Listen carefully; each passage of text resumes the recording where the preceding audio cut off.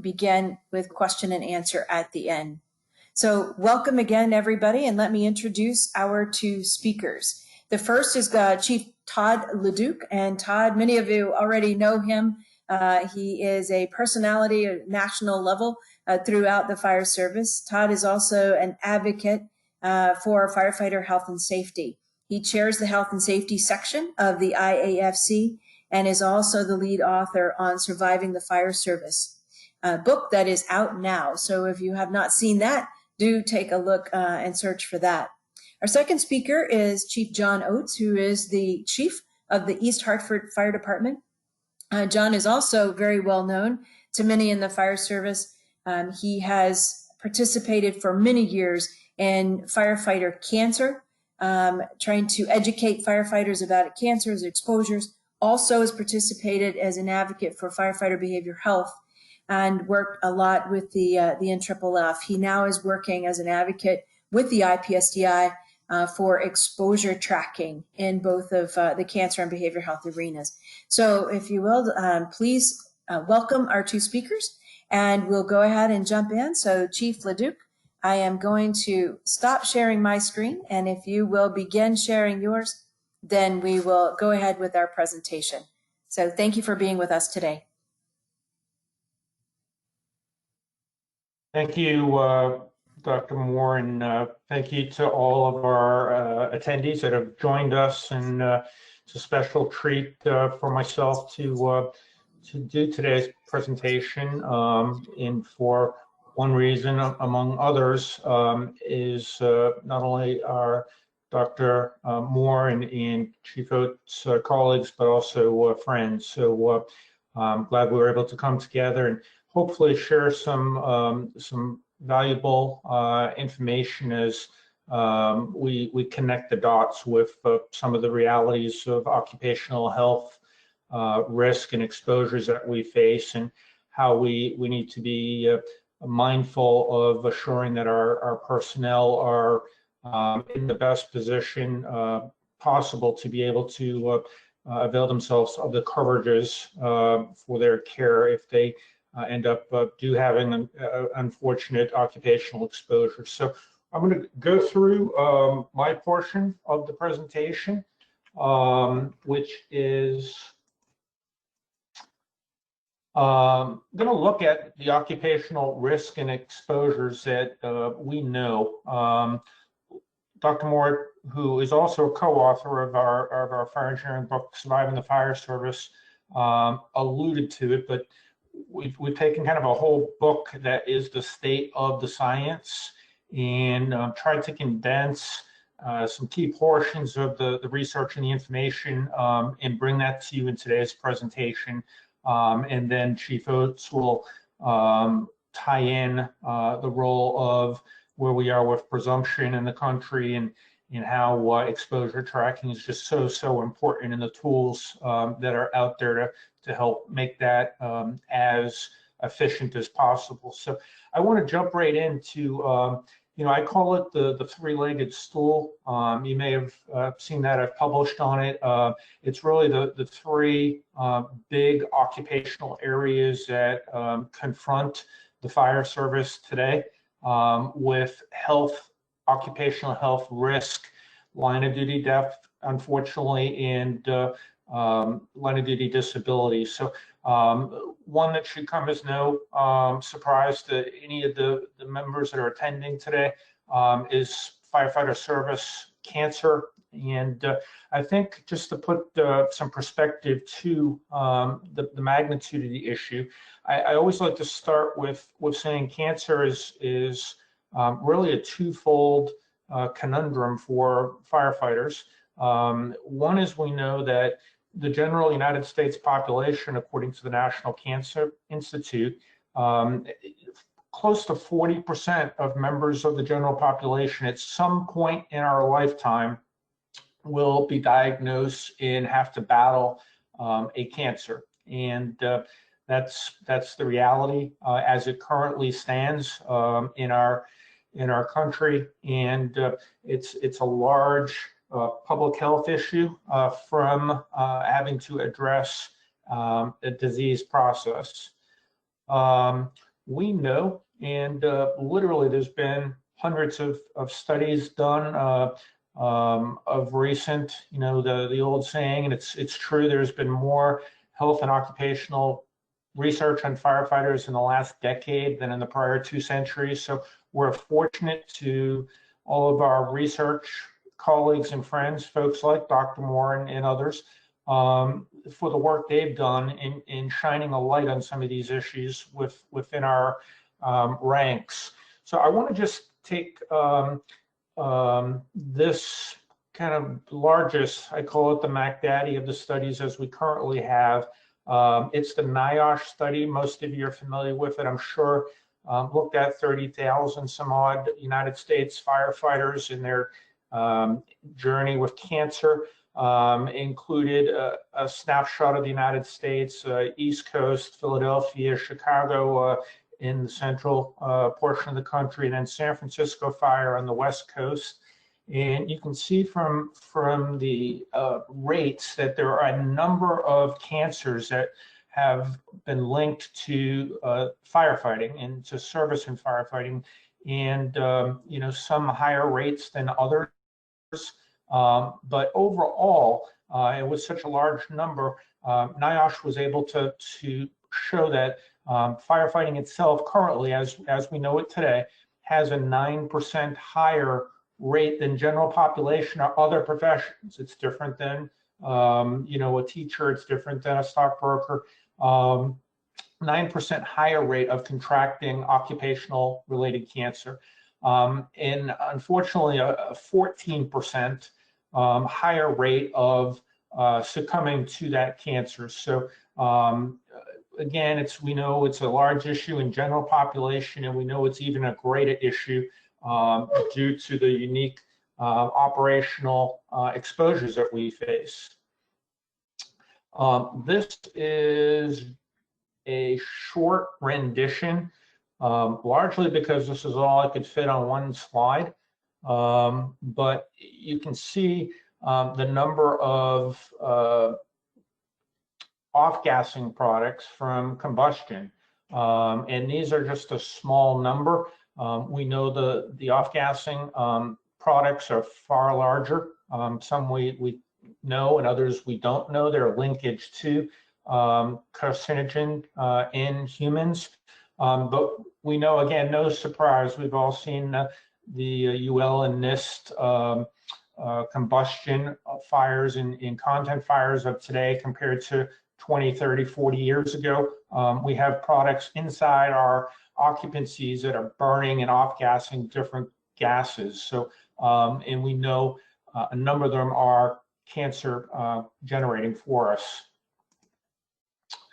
One takeaway, and we didn't want to do the presentation without talking about just some prevention and some intervention in the short time we have with you, and that's certainly one of the takeaways that we've learned is the importance. We can certainly measure for certain gases, but we know, as I mentioned, it literally can be hundreds of products of combustion, some cancer causing, others we don't know. So, the one takeaway that we've done a great job in the service is the need for continuing to have respiratory protection throughout our engagement. And when I say the engagement, we know that this off-gassing of toxic soup, if you will, continues for quite a long time after extinguishment. So even in overhaul phases, even in arson investigation, our investigative teams that are out there, the importance of respiratory protection cannot be understated. We know that's a significant route of transmission of these fumes throughout the body. And we also know, Lori, Dr. Moore is familiar with work commissioned by the IAFF during her time with the organization. This work by Dr. Jeff Stahl. We know that predominantly our structural gear was created for thermal radiation, radiant heat protection in the extreme heat temperatures that we operate in. What it was not necessarily designed for was to be carcinogen blocking. So and that's obviously a work in progress. The industry it has responded. We now see particulate matter blocking hoods, and there's a tremendous amount of research with the gear manufacturers and within industry and NFPA looking at retooling our carcinogen blocking capabilities. But if you just look at the before and after pieces of carcinogen exposure on the fire ground, you can see the radio dyed areas around the neck, the face, the abdomen, the chest, lower extremities are all areas that have significant amount of blood flow that follows in those areas: carotid arteries, aorta, femoral arteries, allowing the blood to circulate throughout the body and into vital organs, with that carcinogen just being spread throughout the body. So we know, and I think the fire service has adapted quite well with the research, that we need to get that carcinogen exposure off of us, our gear, as quickly as possible. So there's respiratory and dermal absorption. So we know, particularly in high heat environments, the pores are open, sometimes several 100% greater than at normal body temperature. So the quicker we can do decontamination, the more we are going to limit the carcinogen absorption and ultimately our rates of cancer in the fire service. So this is just one example from Orange County, and we've got wipes that are available in many cases, but we need to be thinking of post-exposure as a hazardous materials incident and be aggressive with decontamination. We've got, I could not do this presentation without saying that early detection is a key component of this. Chief Oates is going to talk about the importance of presumption and exposure tracking, but we know that if we do have absorption, we do have cancer risk. We just talked about the elevated rates, and here's why it's so important for a model of our annual firefighter physicals and ones that are occupationally looking at firefighters and not necessarily looking at us as members of only general population, but as members that have unique occupational risk. We know that almost in any type of cancer, there's 4 on this slide that are common in firefighters, but we know that if we detect them through our annual comprehensive early detection physicals, a survival from an early stage cancer is excellent. It's 90s to 100% survival. If you look at what happens if we don't detect it until later stages, or these are often when either subtle symptoms we miss or we don't become aware of until we have serious symptoms, or it's later stage, and survival is really drops dramatically and is not good outcome, and is often when we see deaths from occupational cancer.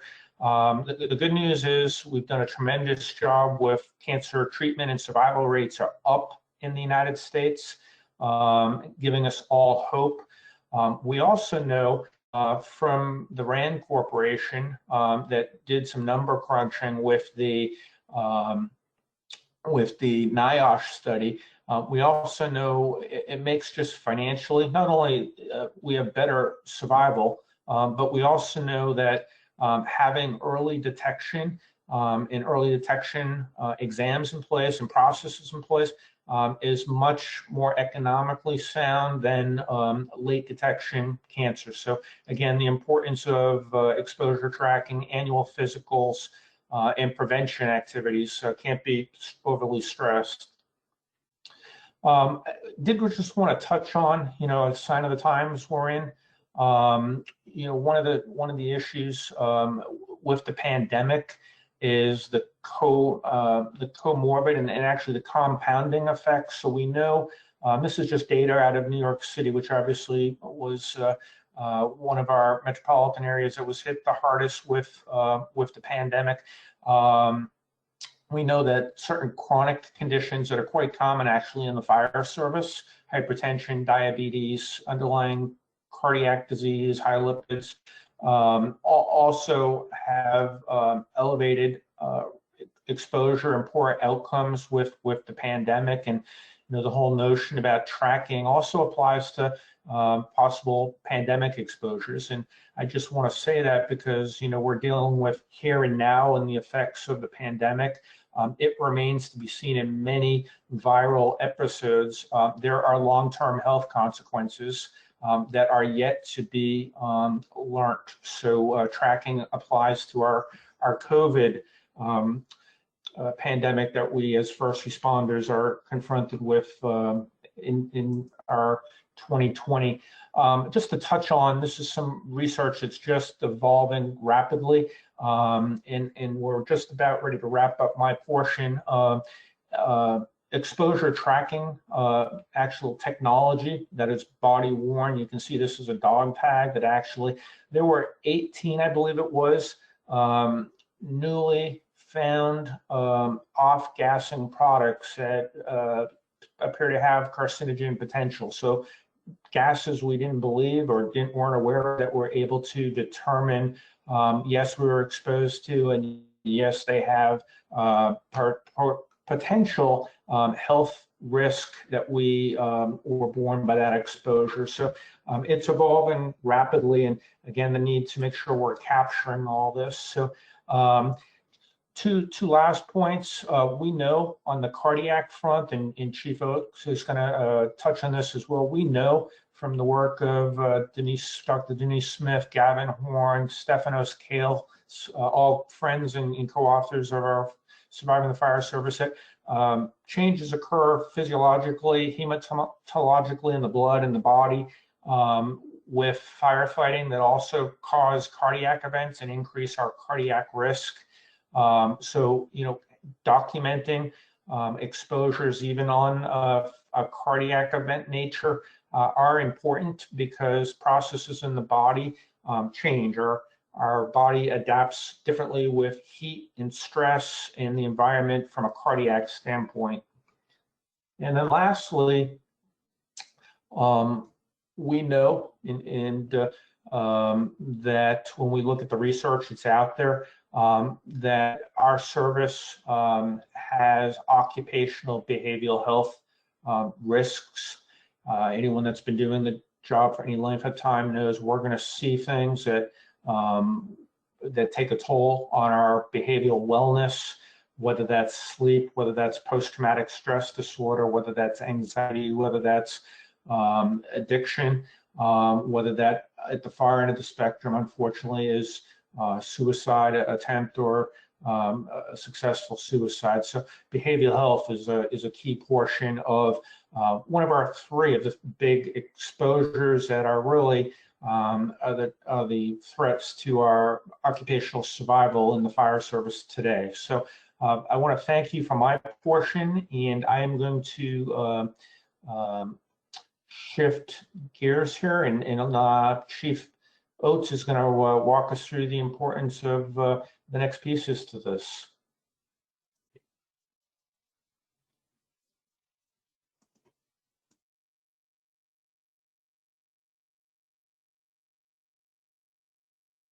Good afternoon, Todd. Thank you for that lead in, and a lot of insightful stuff that we should pay attention to. And it's important that while none of us really like to spend a lot of time wading through 100 pages of an academic research project to determine what bits and pieces apply to us, we are ever so thankful for places like IPSDI and the work that Todd's done and the health and safety section has done to try to distill some of the important work from fire service researchers down into manageable pieces that help us understand what the exact impact is. So when you look at like, what do we do with that? So we know it's bad. You know, we know that the cancer, cardiac, and behavioral health are things that impact our life, and we know that it's important to keep track of what we do in our exposures. But to what end and to why? What do we need to do in order to make sure? And you look across the country. There's a lot of places that have cancer presumptive laws in the United States and in our neighbors to the north in Canada. And there's a lot of blue on that map indicating that there's some form of presumptive coverage throughout. And then the yellow places that have benefit eligibility under certain circumstances, and then the red states that, again, understanding that's not political, it's merely a graph, the red states that currently have presumption or benefit eligibility. Too often when a firefighter hears, well, I have presumptive coverage, I have, whether it's cancer, behavioral health, or cardiac coverage, I have presumptive coverage, so I'm okay, I don't have to worry. But unfortunately, we've found way too often that that is not necessarily the case. So while a lot of people worked really, really hard, and I know, you know, around the country and certainly in Connecticut, where I'm from, how hard groups have worked to achieve this sort of success, that's only part of the battle. What we need to look at is understand, what is presumptive? Presumption means that there's a link between a particular occupation, in our case firefighting, that's been shown to be a hazard associated with that occupation. There is direct linkage, and that's not just one person's opinion. That's through science, that's through data, that's through math, that there is this linkage. And then as a result of that linkage, that predetermined presumption that there is linkage, if an individual employed, and we'll talk about employed in a minute, in that occupation is covered by the presumptive contracts and gets an illness or condition that's specified in the presumptive law, the disease or condition is presumed to have come from that occupation.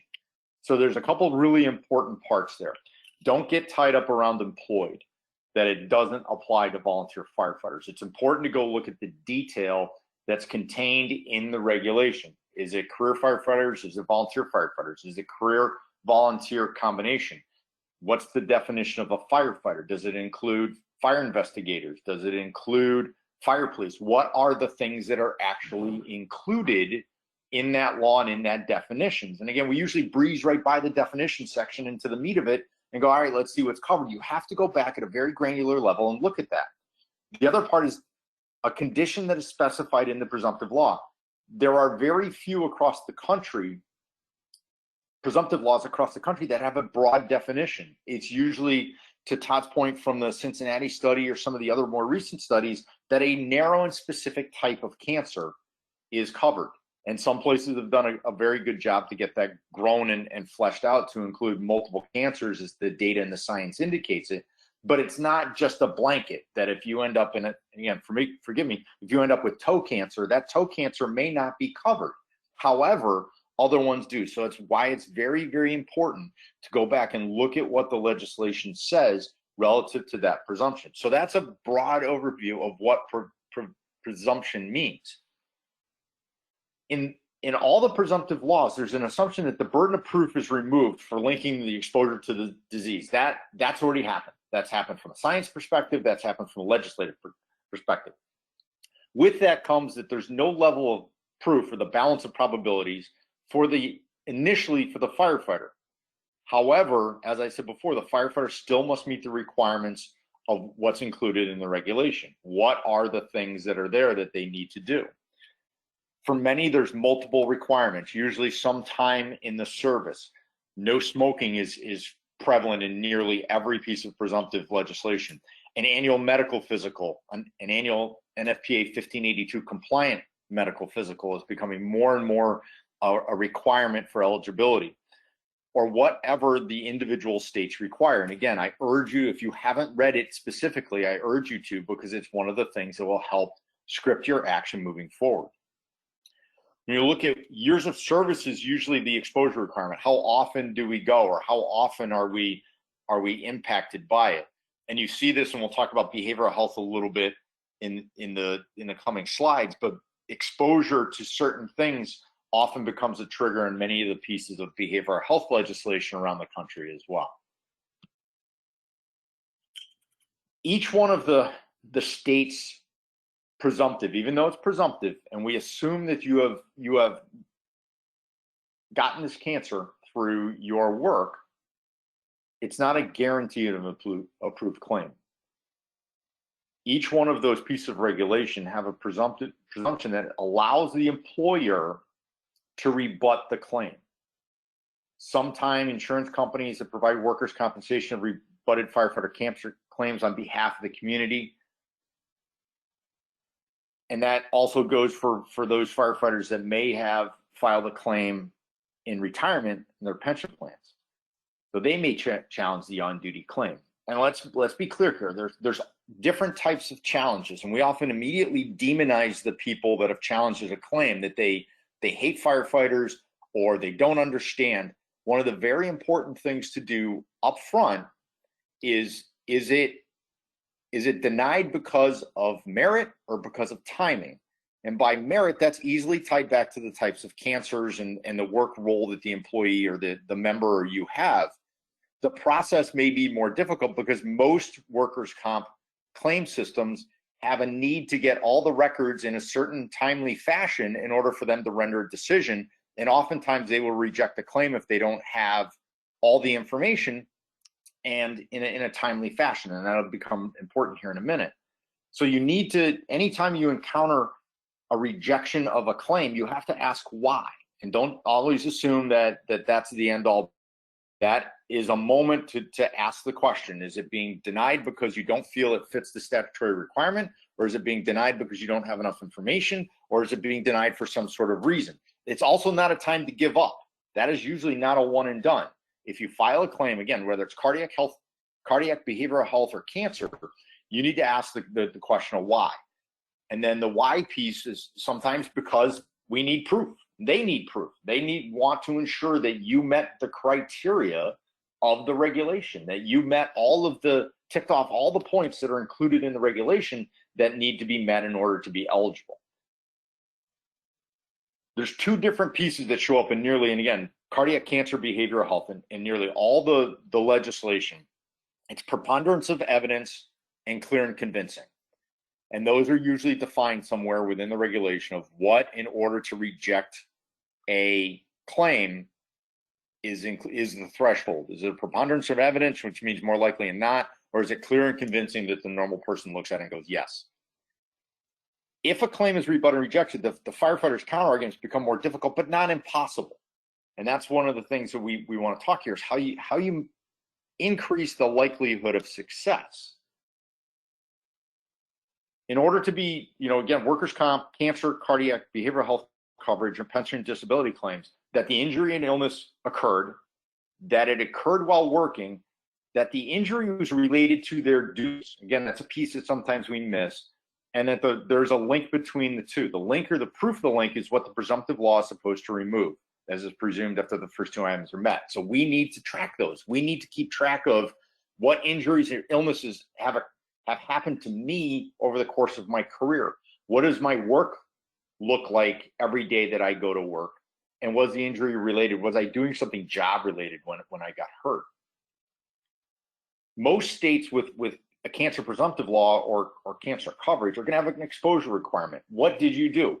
They're likely not going to provide cancer coverage for somebody that sits in an office all day versus somebody that's riding on a fire apparatus and responding to calls. There are very few that don't have an exposure requirement, but still most of the times they're going to want to see an exposure that meets the three-pronged test that we previously talked about. Therefore, if you don't currently, you absolutely positively have to and need to advocate for across your spheres of influence to ensure that we create an exposure report and a tracking mechanism for every single thing that we go to throughout our career. There's different exposure requirements depending on the state. For some, it's exposure to smoke fumes or carcinogens, poisonous, toxic, chemical substance, while the performance of active duty as a full-time paid firefighter. Well, that sounds like a lot, but it's pretty narrow, but also covers a lot of what we do. So how do we track that? How are we going to, if I come down with some oddball cancer, one of the cancers that's covered under my regulation, how do I prove that it came from an exposure to smoke fumes or carcinogens, poisonous, toxic, or chemical substances that I encountered during my time as a firefighter? And this is where exposure reporting comes into play and why it's that's so very important. So exposed to a known carcinogen, as defined by the International Center for Research on Cancer, and inform the department of the exposure, and that the carcinogen is reasonably related to the cancer. Again, there's a tie between that toxic stew that Todd referenced and the cancer that I got. You can demonstrate that you were exposed. Yes, I was at that call. The unit that I was responding, that I was assigned to, went to that fire, went to that chemical leak, or went to that crash on the highway that had the chemical spill, and that you're exposed to a known carcinogen, or been in contact or exposed to a toxic substance while on the line of duty that is associated with an increased risk of leukemia or cancer. And those are all pretty broad and pretty daunting. And you're looking at, well, how the heck am I going to keep track of that stuff, particularly as busy as most units and fire departments are today? Think about something simple. And this is, we're going to boil it down to very, very simple firefighter speak.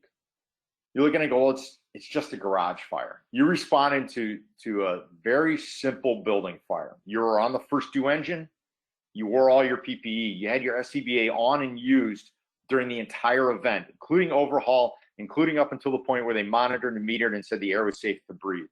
When you came out during the AAR stand in the front yard, you used the wipe to clean your face, your hands. You didn't, you cleaned everything before you ingested any fluid in rehab, made sure that you were cleaned up before you went in, and were clean before you got on the fire engine to return to quarters. When you got back to quarters, you cleaned your SCBA, you swapped out your PPE for your clean set and threw your PPE in the washer. You took a shower, you changed your uniform. You do that every single time.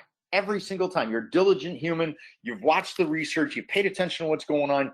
You're aware of it. You get all your members to be aware of it. You do that every single time, and yet you still got sick 8 years later. And you can't really remember what happened because now your brain is in the fog of a cancer diagnosis, which is probably one of the worst things that anyone hears, those three words, you have cancer. So how do we go back and know what that toxic stew was that you marched into with a hand line in order to knock it down? You can do it one of two ways, and we've done it both ways. You can go through a stack of paper, because I know as much as this is 2020, there's still fire departments in the country that are doing their fire incident reports and their exposure reports on paper. Or you can try to wrestle with the gorilla that is your records management system and try to dig through and figure out, looking at rosters and looking at calls for services and the days that you were on duty, and go, all right, was it this call? Was it that call? Did I really go to that call? No, I was off on a swap. Okay, well, what other calls were there? And again, in the face of a life-changing event, a cancer diagnosis, is this really the way you want to go about doing it? And I would submit to you that all of us would say no, because I don't want to sort through the paper and I don't want to sort through the RMS to get to where we're going. And we've done that on behalf of members, and it's time consuming and it's painstaking, and it's one of the things that you have to do, but you just never know whether you're going to find the one that you can track back. So isn't there a better way? You're required to work in the midst of and subject to heavy smoke fumes, carcinogens, poisons, toxic chemical gases from fires, and those conditions exist and arise of or in the course of employment. We had exposure to heat, and as Todd said, heat is one of the things that changes our molecular makeup. It changes the rate of exposure. It changes how our heart works. It changes and increases exposures because our pores open and allow more nasty things to gain access to our bloodstream or our organs than otherwise we thought. And then you participate in firefighter and training drill or exercise, which actually involves firefighting. And it's not just cancer. It's cardiac. And everybody says, well, I'm covered by heart and hypertension. Okay, well, are you really? What was the heart and hypertension coverage in your state when you got hired? Do you have an annual 1582 compliant physical? Do you work out? Do you have a personal care physician that's monitoring your health? And then nearly all the behavioral health legislation nationwide is tied to something that you saw during a course of the call for service. I know the groundbreaking legislation that was created in Connecticut through a cooperative effort between the UPFFA and the state police union and a bunch of other stakeholders, including the Connecticut Conference of Municipalities and the career fire chiefs. That was part of it. It was tied back to a call for service, something you saw, something you witnessed, something that you were exposed to that caused that affect in your mental condition. And when those things are required, whether it's cardiac, cancer, or behavioral health, do you track the calls you go on? Is it back to what that stack of paper is? Is it a journal? Is it a note? Or can we look at something better in this world? And folks, this is what tracking in 2020 looks like. We don't have to scribble a note. We don't have to sketch it out on a piece of scrap paper that we found in the watch room, or I might have remembered in the time between leaving the firehouse and going back to my full-time job before, as a volunteer or call firefighter. The career diary and the app from NFORS and IPSDI is the way to do it. And this has been grown, and to Todd's point, this has grown this year to include exposure to COVID. And the career diary piece that can track the incidents that you go to, the exposures you go to, the traumatic events that you witness, where you go, when you go, how you go, is the way tracking gets done in 2020. Because no longer do you have an idea or a thought or a concept that says, I think I went to these calls. Now you have hard data. You can go back and go, this is what I've done in the past 5 or 10 years of my career. And I say that even if you are a senior member of the organization that's been around for a long time, there is value in starting now. There's value in starting this to keep track of what you do, because you just never know which call you go to or what sorts of calls you go to are the things that are going to matter relative to cancer, relative to behavioral health, and perhaps even cardiac. The Firefighter Exposure Tracking app is free. Best price known for firefighters, FREE free. You can go to the App Store, whether you are an Apple user or a Google user. You can go to the App Store, you can download the app, you can load it, and you don't have to do anything else other than use it to track your exposures. And if you have the unfortunate occurrence of contracting an occupational related cancer or have a behavioral health problem that needs treatment that is tied back to one of the events that we witnessed as a firefighter or fire department member, or we have a cardiac claim, now you have data, you have your career diary, you can hold it to the comp commissioner or to the insurance company or to whoever makes those decisions in your community and go, yes, I have data that supports my claim, that ticks all of the boxes that are included in the regulation.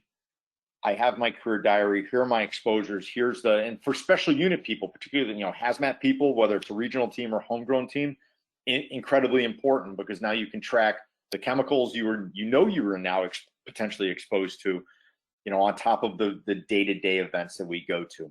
If you are an NFORS customer, which is the data analytics package, which gives you even more robust data, you get the calls for service will get automatically loaded into your exposure tracker and tied back to all the service that you attended while you were on duty. Even for his customer, you can still use the career diary portion of this for a personal response log tracking incidents, exposure, traumatic events. Again, we don't think, because they don't have any evidence, we don't think it's tied to your work exposure, and you can go, well, yes, I can prove that it is. So I can't stress enough that everybody wants to look at the one thing relative to whether it's cancer, behavioral health, cardiac, the one thing that's going to either get my claim answered successfully or it's going to lead me to a full, healthy, and safe career. Unfortunately, it's not one thing, it's everything. It's all the stuff that Todd mentioned. It's the data pieces that Lori mentioned. It's the knowledge, and again, the deep dive into what the regulations and laws in your state say, and not what the fire station kitchen table lawyers told you it said, what the official doctrine from state associations, from local members, from volunteer fire associations, the people that had a hand in crafting that legislation, what it says, what it means, and what you have to live up to. That is the key to a successful claim. Again, God forbid you contract an occupationally related or any cancer, or have a behavioral health crisis, or have some sort of heart or hypertension related disease. We don't want any of that. We want you to be well, safe, and have a successful career. But to Todd's point, when almost 40% of the nation may contract some sort of cancer, We are representative of the entire universe. So therefore that 40% is generalizable to us, if not worse.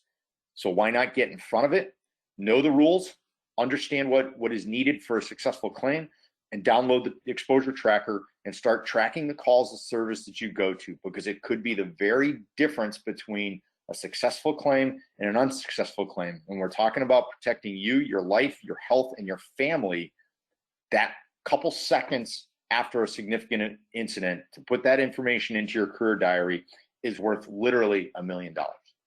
And with that, I will stop sharing my screen and turn it back over to Dr. Moore. Actually, John, you can just leave your screen up if you don't mind.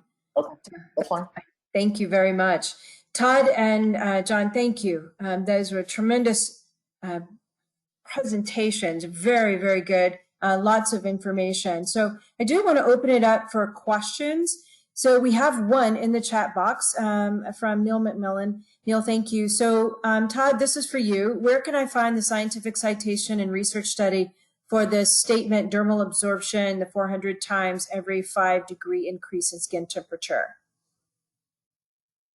Sure, thanks, Lori. I think there's been much work done on the dermal absorption, and skin temperatures is one element, humidity, size of the individual, degree of METs in terms of aerobic capacity, and size of the particulate matter. So I think there's some published work, I believe, by friends and colleagues, doctors Denise Smith and Gavin Horn, that speak to this. And there's also some work outside of the fire service as well. Just Googling it myself. If you Google simply dermal absorption rates, there's been work done within medicine looking at absorption, how it can be affected by a multitude of factors. So I hope that's helpful. I see that was from Neil. So Neil, well, I'll dig a little bit deeper as well. If I can come up with a specific citation, we will get that to you. So thanks for the question. Very good. Thank you, Todd. So other questions. We've kept this sort of intimate on purpose. So if you have a question, please let me know. You can just speak up. In fact, just unmute yourself and ask your question if you have one. Anybody interested in knowing more about presumptive laws in your particular state, or certainly learning more about the exposure tracker? We welcome those questions for sure.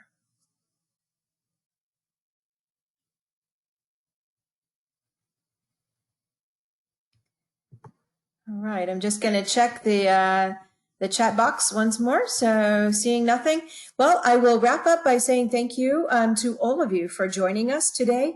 We are going to be doing monthly webinars on different aspects of data dealing with exposure. Next month, we are actually going to be hosting the CDC and the folks who are doing the research on PPE and what is happening to your PPE with all the washing, when it actually sees fire, what's the impact and the results.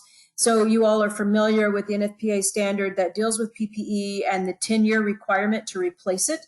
You all know that there was no science behind that 10-year requirement. And so this group at CDC, who deal exclusively in firefighter PPE, are working on that science. When should we be replacing gear? When should we be looking at, the impact of that washing has on your gear, the impact that it actually, again, being in fire has on your gear. So watch for that announcement. That webinar will be in October. So we're going to try to bring you data through the Institute that is relevant to you, practical, just like today. So we do want you to join us. Please talk about it and check in with us again when you have more interest, or if you're interested in looking at the data products, particularly Infor Analytics and Infor Exposure Tracker. So with that, thanks everyone for joining. We're very grateful for you being with us today.